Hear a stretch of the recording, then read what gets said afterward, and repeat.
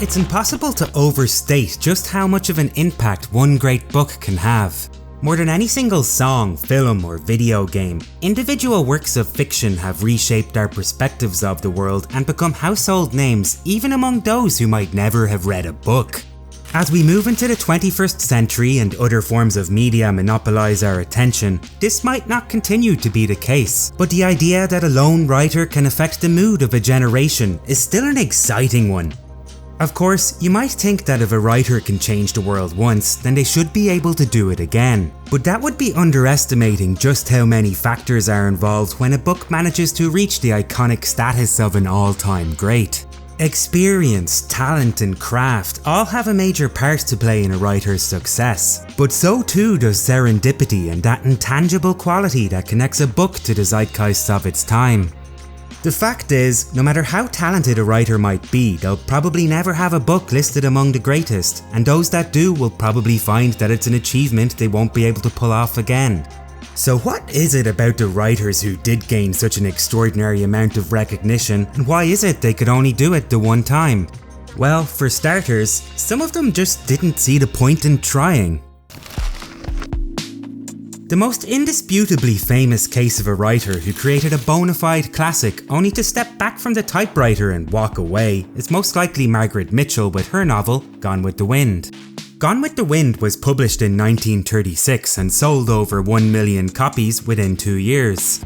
As an epic romance set on the Confederate side of the American Civil War, it's understandably been a bit out of step with the times for a while now, but that hasn't slowed down its sales. Today the book still numbers almost 80,000 copies sold per year, and I would guess that those 80,000 people are surprised each time they discover Margaret Mitchell never decided to publish again. Apparently she just wasn't all that into being famous and spent the years afterwards volunteering for the Red Cross. Harper Lee is an equally interesting case. After the enormous success of To Kill a Mockingbird, which did a lot to highlight the pervasive problem of race relations in America, she retired from the literary scene until the release of a supposed sequel almost 50 years later. Sadly, there was some questions as to her mental state at the time, so when her publisher began to tout the release of a so-called sequel, it was met with no small amount of suspicion.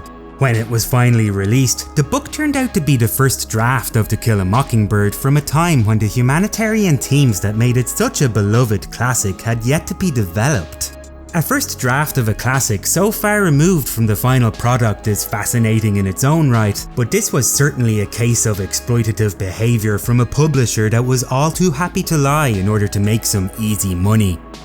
J.D. Salinger has also had his reputation become a bit tarnished over the years, more so for his questionable interest in younger women than for anything his publisher ever did. Nevertheless, the revelations of his personal history have hardly had an effect on the reputation of Catcher in the Rye, which stands as the ultimate work of fiction from a writer who went on to become a recluse and never publish another novel again. Why did he disappear from public life? A lot of people tend to confuse his decision with that of his famous protagonist, Holden Caulfield, the young boy from Catcher in the Rye who just couldn't bring himself to pretend that he was happy with the miserable state of the world. What's important to remember though is that where Salinger decided to retreat to a private residence where he could live away from prying eyes, Holden Caulfield actually ended up accepting his connection to the world. Not all writers are lucky enough to have chosen to stop publishing. Many had their lives cut short.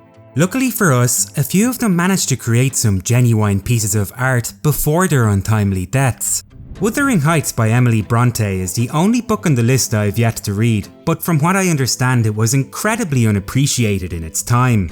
In fact, her sister's work was far more respected by the critics of her era, who thought it best that Emily stick to what they considered to be her true craft, writing poetry.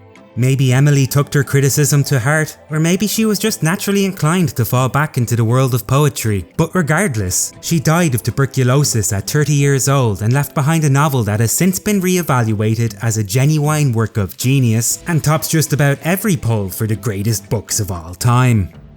In comparison, The Bell Jar by Sylvia Plath is a bit more of a contentious entry. Some say it's a classic account of alienation that did a huge amount to communicate the struggles of living with a mental illness as a young woman in the 1960s, while others say that it falls a little short for a writer who can easily be considered one of the best poets of the 20th century. Regardless, the partially autobiographical novel grants us an enormous amount of insight into her poetic work, which she never got to see reach such critical acclaim before she ended her own life at the age of 23. Unfortunately, she isn't alone in this regard. John Kennedy Toole wrote a number of novels and was praised for his talent as a writer, but he didn't actually manage to get anything published before he succumbed to a debilitating depression and ended his life at only 31 years old. The story would end there if it wasn't for the dedication of his mother, who found a copy of his novel, A Confederacy of Dunces, and introduced the world to one of the greatest comic creations of all time. The character of Ignatius Reilly might be a bit too obnoxious for some people's taste, but if you've ever met that particular kind of personality who always seems to have an answer to a question you didn't ask, then you can understand why John Kennedy Toole's creation would be an appropriate mascot for the internet age. Let's just say we should be grateful Mr. Reilly didn't have access to Twitter, though there probably isn't a shortage of blustering imitators clogging up your feed. Needless to say, the vast majority of writers who produced an all-time great book didn't fail to create another one for lack of trying. One Flew Over the Cuckoo's Nest is still the best anti-establishment book ever written, but as a compelling, hallucinatory novel that somehow manages to have both a meandering yet tightly plotted pace, you might be surprised by how sluggish the other books Ken Kesey wrote really feel.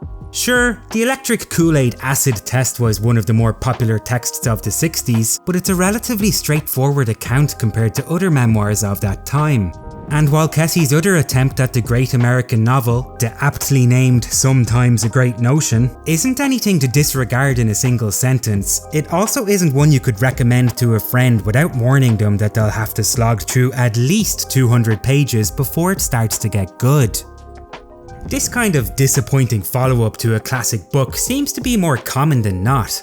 William Golding practically won the Nobel Prize for Lord of the Flies, but while his other works were intellectually stimulating, they never really generated any impact.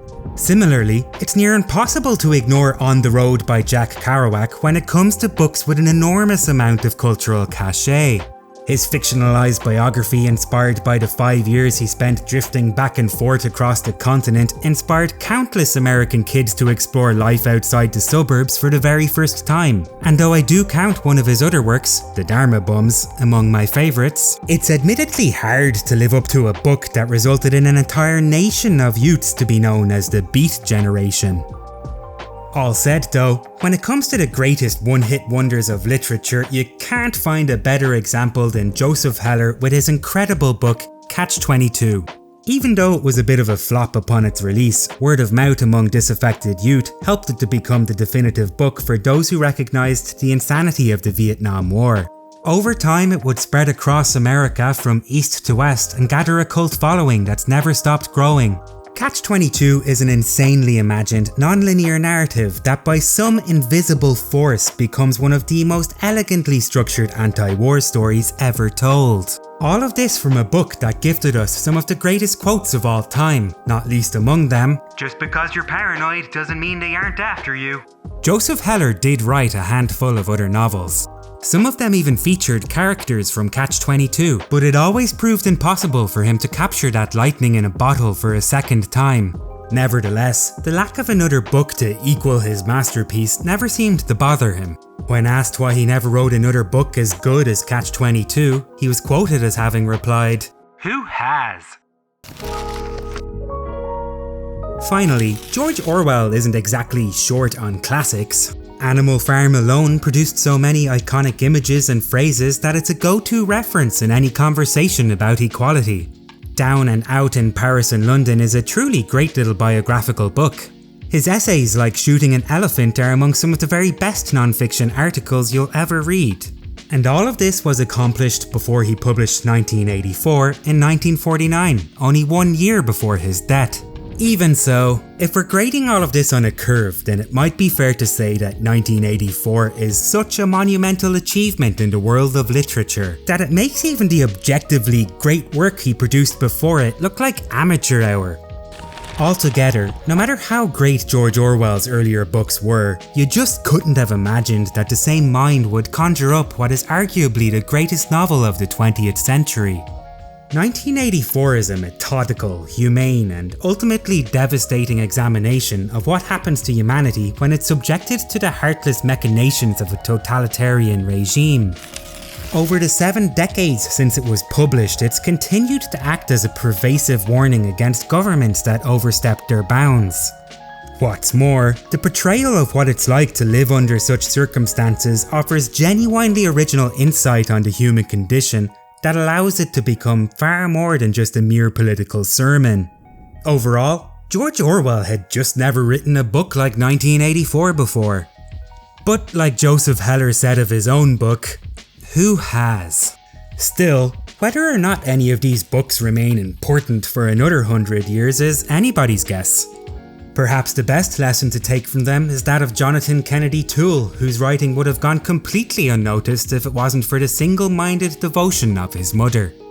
There are probably 100 such masterpieces left sitting in some dusty drawer. And even among the millions of books that have been published, there might be one waiting to be discovered or to become more relevant as the times continue to change. Hi everyone, Simon here. This is just a reminder that I'm going to be releasing a video on A Wizard of Earthsea by Ursula K. Le Guin. Make sure to subscribe if you don't want to miss it, and don't forget to look through some of my other videos if you want to hear about more great books. You can also check out the description of this video to learn how you can support the channel, and leave a comment to let me know what other books you'd like me to cover in the future. Other than that, I will see you in the next one.